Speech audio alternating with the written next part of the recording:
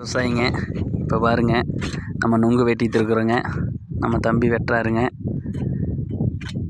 இந்த வெயிலுக்கு வந்துங்க நுங்கு சாப்பிட்டா ரொம்ப உடம்புக்கு நல்லதுங்க. பாருங்கள், வெயில் எந்த அளவுக்கு சுட்டு வாட்டுதுன்னு. பனைமரம் இருக்கிறனால தான் நம்ம நுங்கு சாப்பிட்றோம். பனைமரம் வந்துங்க ஒரு தோட்டத்துக்கு 1 2 நீங்கள் நட்டு வைங்க. அதுக்கு தண்ணியெல்லாம் அதிகமாக தேவையில்லைங்க, சரிங்களா? அதே வந்திருக்குங்க. நுங்கு வந்து ரொம்ப உடம்புக்கு நல்லதுங்க. பனைமரமே இருந்தானே நிலத்தடி நீர் எல்லாம் நல்லா இருக்குங்க. ஏரியெல்லாம் நீங்கள் வேர் அந்த அளவுக்கு ஸ்ட்ராங்காக ஏரியை வந்து ஸ்ட்ராங்காக இருக்குங்க. அதோடய வேர் வந்து அந்தளவுக்கு பிடிச்சிட்டு இருக்குங்க. அப்போல்லாம் பனைமரமெல்லாம் அதிகமாக இருந்துச்சு. இப்போல்லாம் பனைமரத்தை வெட்டி பூரா தென்னை மரம் போடுறாங்க. அதுதான் அதிகமாக போடுறாங்க. பனைமரமெல்லாம் அந்தளவுக்கு கிடையாது. பனைமரம் வந்துங்க நடவு செய்யுங்க.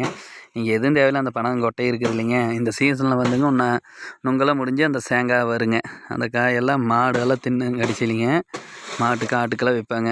அதெல்லாம் தின்னு கடிச்சா அதோட கொட்டையை எடுத்துங்க நம்ம தோட்டத்துலேயே ஒரு பொலி ஓரத்துலேங்க நம்ம போட்டு வச்சா அது முளைச்சி வந்துடுங்க.